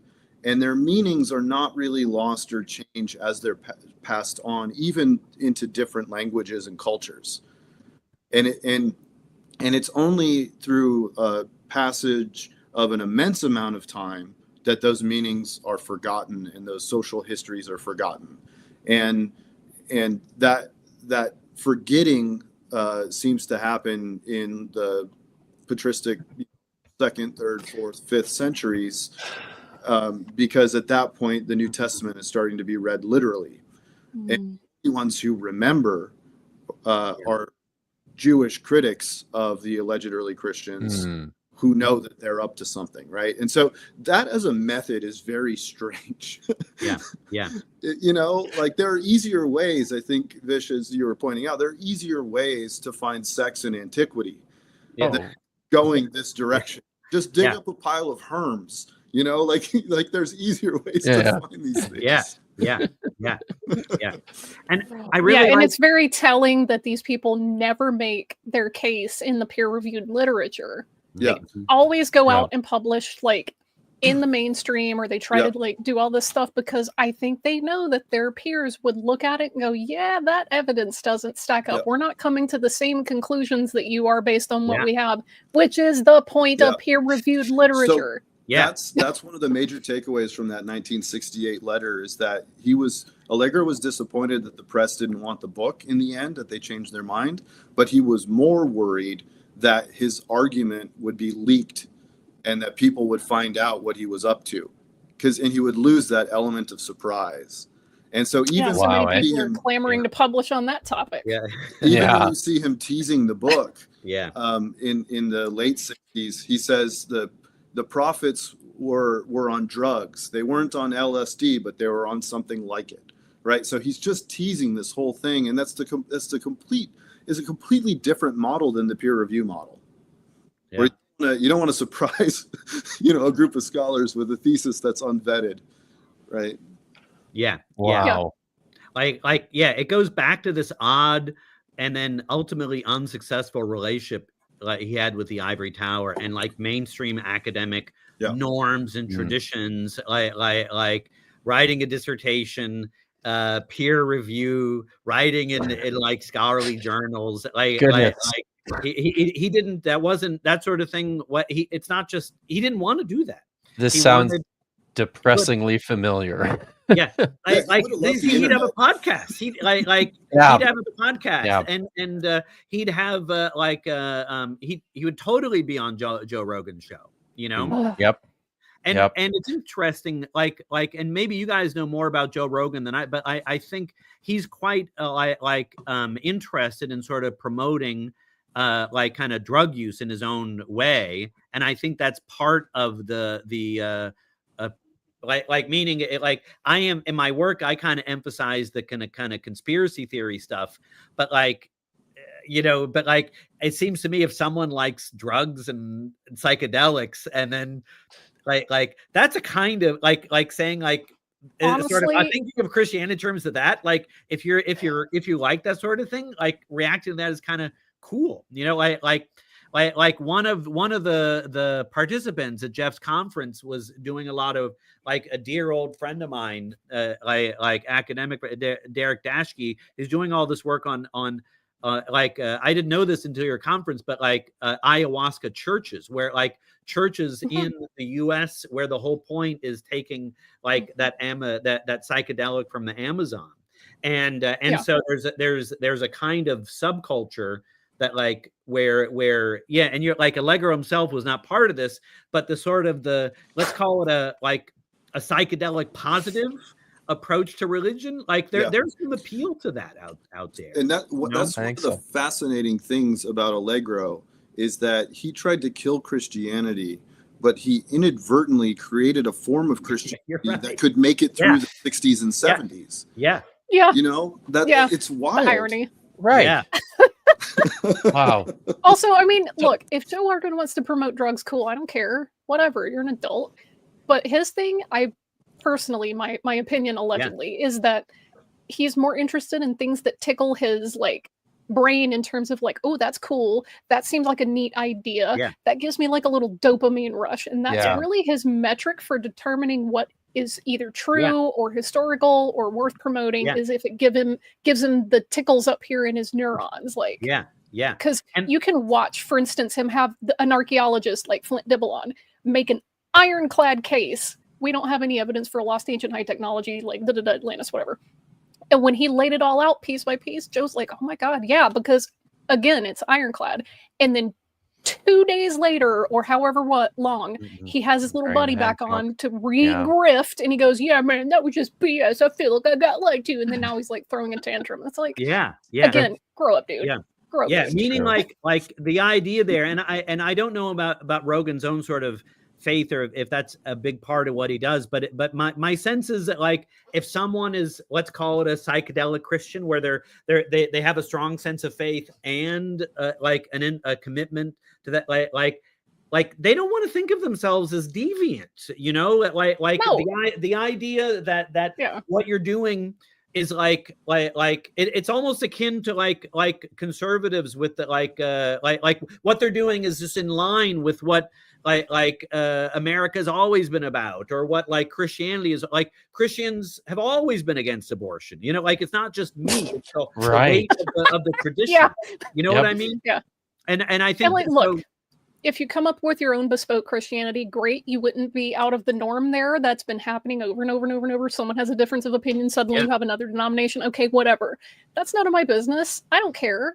The only time I care what people believe is right when it starts to infringe on my ability to just live my life. That's the only time I care. Otherwise, do what you gotta do. Live your best life. You want to be a psychedelic Christian? Great. Have a buddy so that your trip is safe.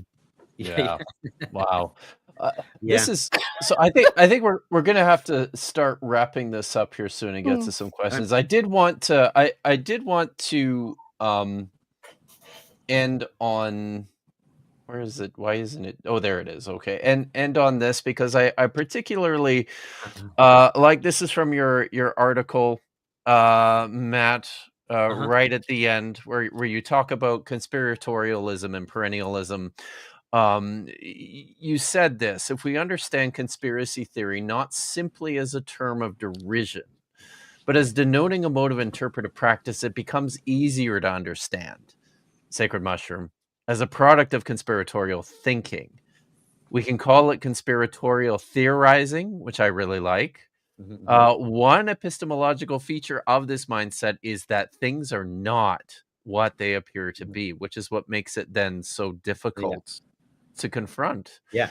The forces that control and orchestrate events are by design unseen or discernible only to an astute observer. Yeah. And I think you're right about this, and it kind of the light sort of went on for me when I read that too, and I think it's useful in terms of thinking through how much of Allegro's thinking and things like it have started to permeate in our world.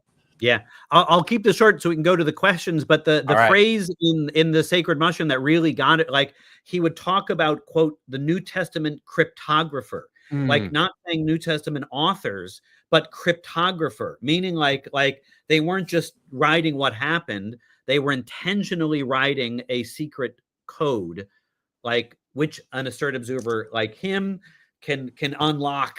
But that sort of like that phrase really got to me and sort of was important for my own thinking about what that book was doing. So Matt, can I be playful here for a second? Yeah. Okay. How could I say no to that? Go ahead. Isn't the history of early Christianity always been conspiratorial? Right. Well, I mean, at the heart of So the meaning is that like Christ didn't actually die. Yeah. I know exactly what you mean, and there's something meaning. One thing that I got into, like there's another paper I did after this about sort of QAnon and apocalypticism and conspiracy theories, and like how can like scholars of ancient apocalypticism help us understand this stuff. Dude, you need to hook me up. And the idea, and there is a sort of one thing where a lot of the language of conspiracy, I think, can actually be quite helpful. Like looking at our own culture and like what people are believing and why, can help us understand some of the ancient stuff. Meaning, like you can think of the Book of Revelation as like a red pill for like first century Judea, like. Those Roman soldiers you're seeing, that's not the real thing. It's really like it's the dragon with the drunken horde, drinking blood on it. Like that's what's really going on, which is it's unseen. So you get this get this in Paul, right? He explicitly says they call it foolishness, we call it. Yeah. And so exactly right. I guess if I'm going to defend Allegro here a little bit, not that I really thought I'd end up in this corner at the end of 2 hours. It's a great place to finish. It's been 2 hours. Isn't it just that his conspiracy theory is recent? Yeah. So we're just not inured to it the way we are to the other conspiracy theories. Yeah. No, I take your point. Like if we see a conspiracy, so someone kind of conspiratorial ideation in our own time, like those are nuts. But like someone 2,000 years ago saying like what's like reality. Yeah. Like a claim of revelation is fundamentally not based on evidence. It provides the framework to understand the world around you, just like a conspiracy theory, like where the lens is that the Vatican is running everything, or that like it's Jewish globalists or something. And for them it was like it's like Satan and the power of Rome. It's really Satan. It's not just Rome. And there is a sort of like, I take your point, and I think you're onto something. Like we look at it from 2,000 years later, we can sort of we can like appreciate the sort of like it's an interpretive community and they're building a worldview, and like it's and you understand kind of like how the movement took off. Like for me, the value, like it's not just us as scholars of ancient literature. So we can understand like the apocalypticism to help us understand why QAnon folks believe what they do. I think the QAnon stuff can also help us understand some of the ancient stuff. Sure. Right. And the idea, like a claim that's not evidence based, but is a framework for understanding evidence. You're right. That's it's one of those things where people at some point, even if it's unconsciously, become aware that the planet is extremely chaotic. Everyone has their own motivations. Everything is like playing into itself. It is a crazy tangled web we weave, right? Yeah. And it can make you feel powerless and at the whims of forces you can't control. And when people say knowledge is power, that's not just a cute little phrase that you can put on a mug. That is how people cope with the chaos of existing in this world. Yeah. So if you're like, oh, I actually understand what's happening and what's causing these geopolitical upheavals, it makes you feel like you're not just swept up in the tide of it. I know what's going to happen. I don't have to stress because, my understanding is it's going to go XYZ way. You know? And again, no, you're right. That might not be a conscious thing people are doing, Yeah. but it is very common, like QAnon people who are like, oh no, Revelation, this is exactly what was foretold in the, Yeah. Okay. You're exactly right. When you look at scholarship on the QAnon stuff, those adherents often understand themselves as like, it's like Plato's myth of the cave. They figured it out. It's like you solved so there's very much a sense of sort of like accomplishment. I could go on about that, but I want to make sure we have time for questions, Kip. Yeah. Yes, okay. let's get to those. Okay, we have a few super chats. Earlier, Lawrence, here's money to make Vishanti stop torturing me with Joe Rogan. This isn't the kind of torture I like. At least take me to dinner first. Well, I'm broke right now, so that's not gonna happen. But yeah, we only had that 2 minutes of Rogan, so you are clear, which is good. And good to see you, Lawrence. Yeah, Agrophos for 20 sex. Yes, I know that Swedish kroner. Okay. Don't correct me. Thanks for the stream so far. Tick. Are you gonna let them in on that? So this is lore here on this. I can say a Havtika, I love you. This is and that doesn't mean anything to you, but you may be familiar with a gentleman who made a big splash here recently. Has been on Joe Rogan by the name of Wes Huff. Yes. Wow. So jealous. His a little bit, but his, let's just say his Hebrew reading skills are subpar. Tortured. Tortured perhaps. So I say kind of like a crypto, like it's how they read hieroglyphics before they figured out the hieroglyphics. Well, maybe. I think the frustration comes in because he should know better. Yes, he's a PhD student. Because he has a theological commitment, it makes some of his work bad. And I don't think he's super motivated to fix that. So that's my opinion, though. Thank you very much, Agrophos, for the for the kroners. All right, and just for 5, seeing as Jeff doesn't understand YouTube, I request 3 more self-promos from him. We want your books, papers, and novelties declaring your feelings. Yes, show away. Absolutely, yes, show please. away. It's what the people want. Let's see. There's a couple of funny things or of note comments. I have so many questions, but I don't think any of these experts can answer why Rogan is the way he is. Why is he the way that he is? Here we go. Can Matthew please show us the whiteboard? A lot of people have been asking. There's been for lots the of people asking about this. Well, I see some ruins. Yggdrasil? So at the top there. And my son might be listening to this, but like my son is very interested in Old Norse and the Futhark script. What it what it says on the top is Liam was here, like in English, writing in the runes, and that is he at great length he wanted to show me like the Yggdrasil, the tree of life in the Norse mythology with the 9 levels, and it's quite detailed. It's very good. And I didn't have the he was so. But yeah, he's very, very interested in that, and you can see he really has learned something. and That's awesome. he's very good at it. So for sure. That's That's very very impressive. cool. Yeah. Yeah.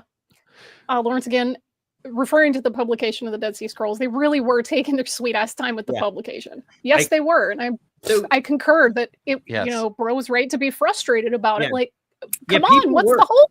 Like, stop bragging. And like Kip and Jeff know a lot about me, but like the scrolls that were in the jars and well preserved were published in the 50s. Like most of the key texts were published. It was really like most of it was in a couple caves where it was just very, very fragmentary, and it's a lot like it should have been published sooner. But and this is why, like in the 80s and the 90s, there were a lot of conspiracy theories. The stuff Allegro said in the 50s, like, went really mainstream.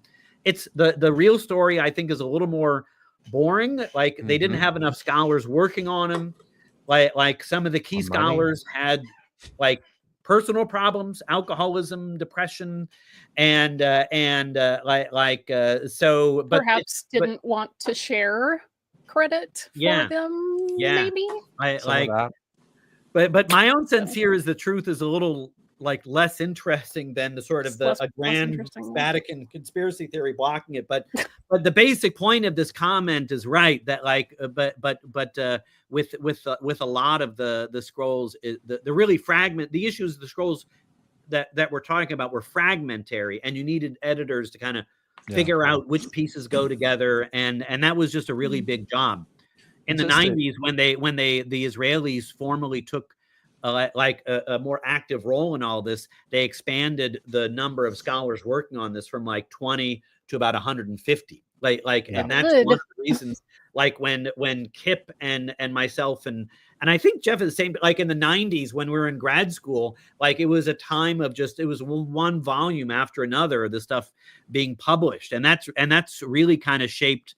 Like even Kip's first book was on one of these like newly published texts, a sort of a version of Jeremiah stuff we didn't expect. Like I'll do a shameless plug for Kip's a great book on that. Oh, thanks. I appreciate that. But a lot of that I think is if they had been more on top of it in the 50s, like I don't think. Like Kip or myself, I also wrote on my first book on a newly published text. The stuff would have been. I'm kind of grateful in a way they were so slow. We personally benefited it from a way. Like it would have been scholars generation, two of us that would have had that kudos, I guess. That's very true. And I'll just say this before we just to give people a sense of this. The very first volume of DJD was published in 1952. Or was it 1953?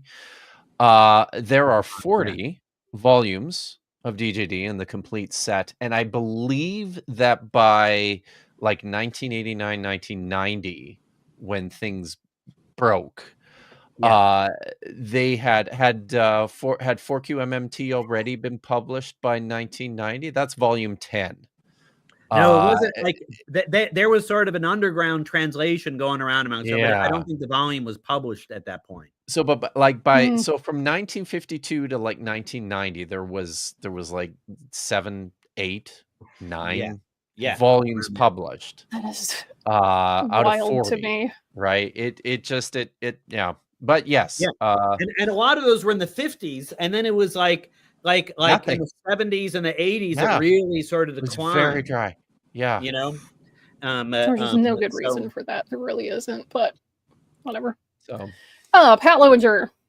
There's enough actual stuff known by archaeologists and historians about the practices and beliefs of the early Christian churches that most modern Christians would collectively lose their shit. Oh, here. Yeah.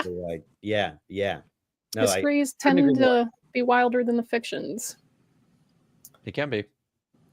And this is pretty good, Clark. A poem for all this.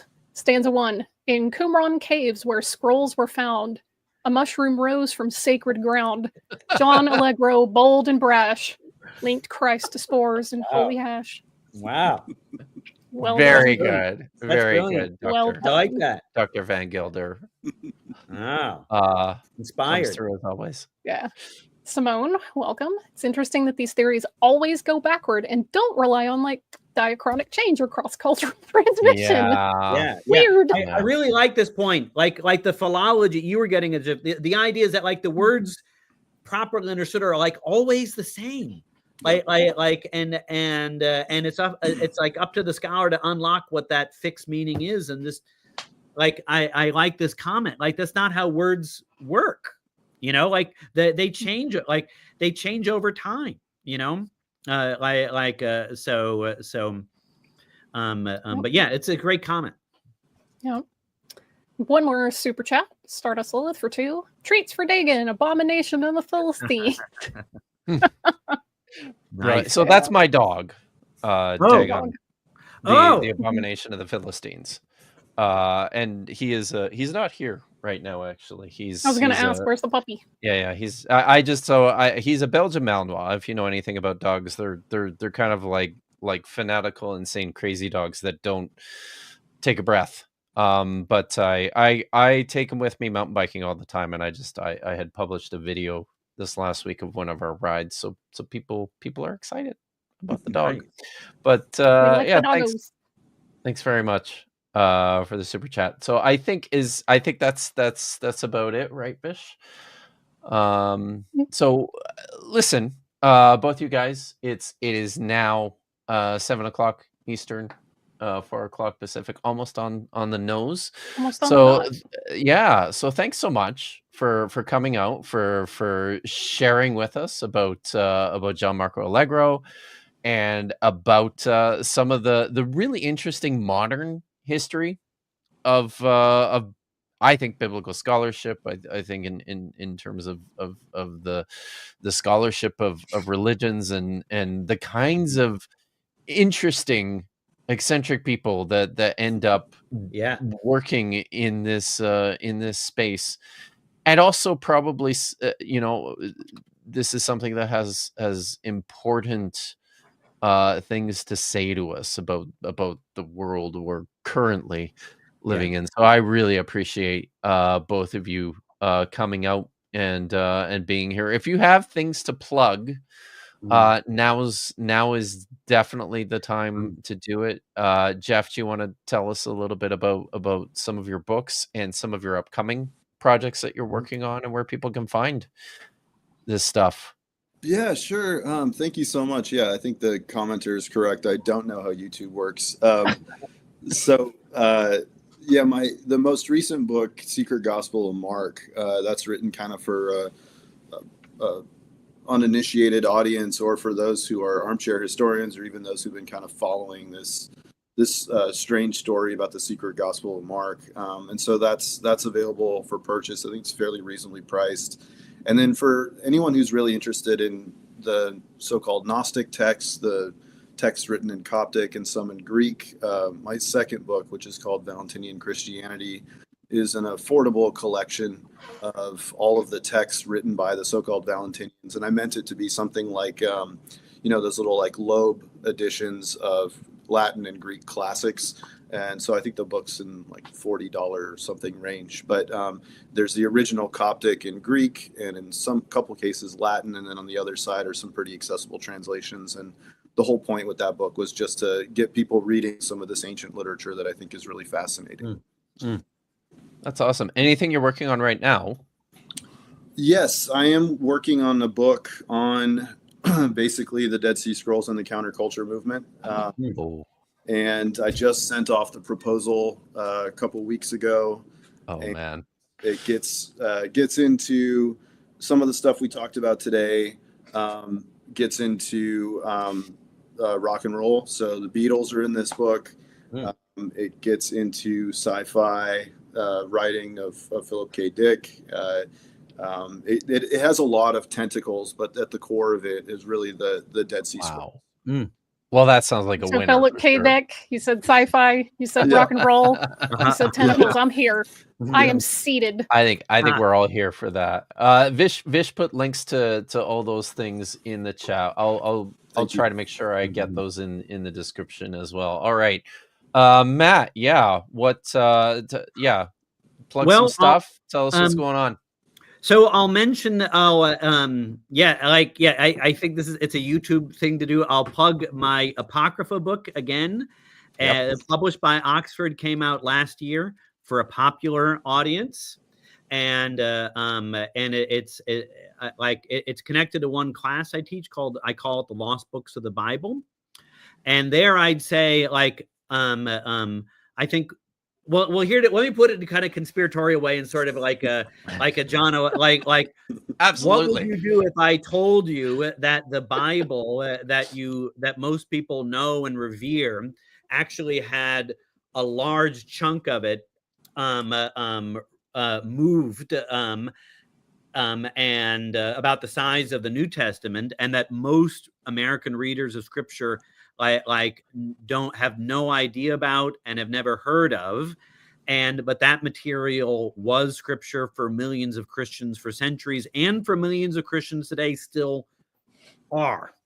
And if you've heard of things I've heard Tobit, Judith, First Maccabees, you heard something about these books that people talk about it as Bible, but it's not in your Bible. The book is sort of designed to help introduce you to those sorts of things. I'd say one other kind of macro point, I really, and it was doing this book that really did it for me. The idea of trying to write for a popular audience is increasingly important to me. And I thought when I started writing this book, that would make it easier to do, but it actually was harder to do.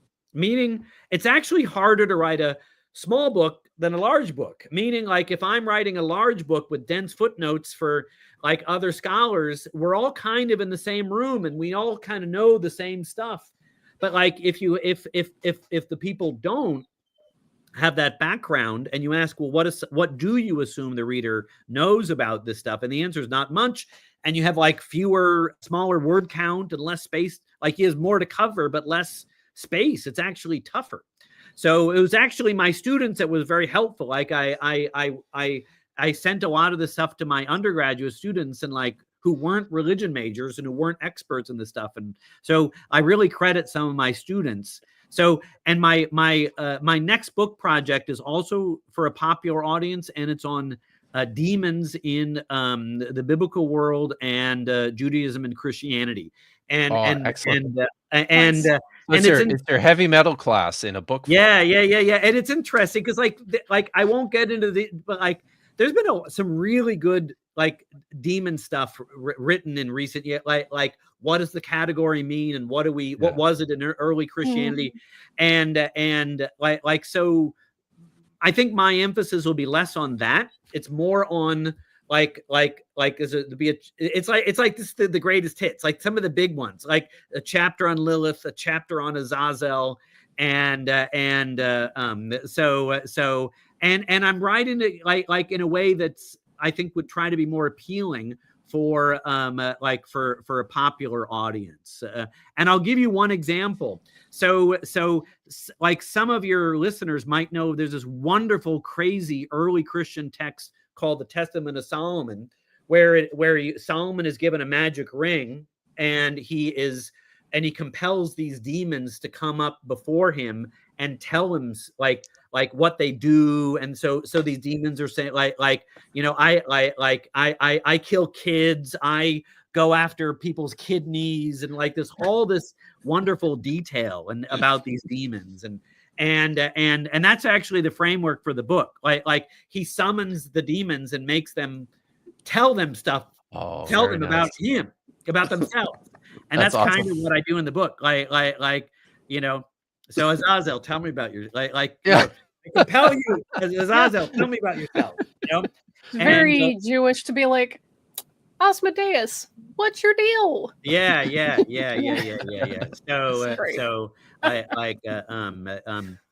So it's a different mode of what I'm used to, but I think I'm trying to sort of make it in a way that a lot of people would find interesting, and not just kind of scholarly up to snuff, That's awesome. That sounds really exciting. Both of those sound fantastic. And when there are books to sell, you guys are definitely gonna have to come back and talk some more about those.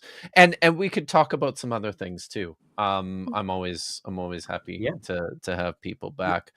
And do you have a plug? Is there something you want to plug, Kip? Where I kind of like this item. You like the plugging part? Oh, I got a bunch of things. So just to let people know that the pre-sales for my book will be available probably in the next couple of weeks. I think by mid-July, you should actually there will be a link where you can actually buy something.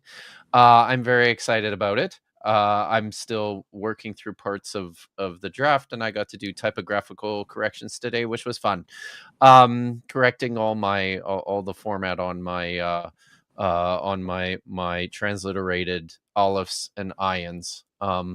So yes, it's a busy weekend here, though. This is just the start of it. Vishanti and I will be on Dapper Dinosaur's channel tomorrow afternoon at noon, I think, Pacific, right, Fish? Noon Pacific, 3 Eastern, to talk more about and to suffer more through Billy Carson nonsense. And this is right up very up your guys' alley, right? Yeah, this is the Joe Rogan-y stuff. This is all the Joe Rogan-y it's like the Emerald Tablets of Thoth and Hermes Trismegistus and all the secret knowledge in Atlantis and ancient aliens and all that. It's just all of that. Like, yeah. So we'll be back with some more of that tomorrow on Dapper Dinosaur's channel. Tomorrow night I will be having another episode of Budget Scripture Saturdays, which is my late night show. Nitty will be in the house. I don't know if Dr. Tapioca Weasel is back from Scotland yet or not, but if he is, he will also be with us. That's tomorrow night at 11 o'clock Eastern, 8 o'clock Pacific. Are you around, Vish? Are you gonna finally pop in and say hi? It depends. I have a lot of stuff that I got behind on this week because of life events. So, as you well know, the life events take priority. Happening. Yeah, yes. So I'm a little bit behind, but that's okay. I'll definitely make posts and update people when they're all right. So, and then I am very excited for Sunday night.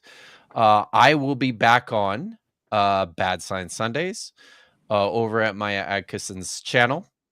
And I'm bringing along with me my very good friend, Dr. Joshua Bowen. And we are going to be talking, I'm sure, I don't know what Maya has planned, but I am certain that there will be plenty of Zechariah Sitchin to be had for lots of psychic damage. Yes, lots of psychic damage. So guys, check out Bad Science Sundays. It's at 6:30 Pacific. Do more pop stuff. Everyone is dumb. We're not dumb. We're curious, and we want to fill in the gaps. That's right. So yes, just Bad Science Sundays on Maya Adkisson's channel starts at 9:30 Eastern, 6:30 Pacific. Make sure you're there. All right, I think that is everything. Once again, Matt, Jeff, it was an absolute pleasure. Thanks for coming out. Great. Yeah. Good discussion. I enjoyed this. Yeah, me too. It was very fun. Free graduate class. I love these. Well, and it's great to see your like all the stuff that you're. It's great to see that you're doing all this, all these shows and podcasts. Like it's great to see. It's great to see. Listen, thank you. Davis is for the people. For the marketizing the access to this information. Somebody's got to do it, right? So I guess yes, thanks everyone for coming out. Thanks again to my guests Jeff and Matt, and as always, folks, take care, treat each other well, and ha tikva.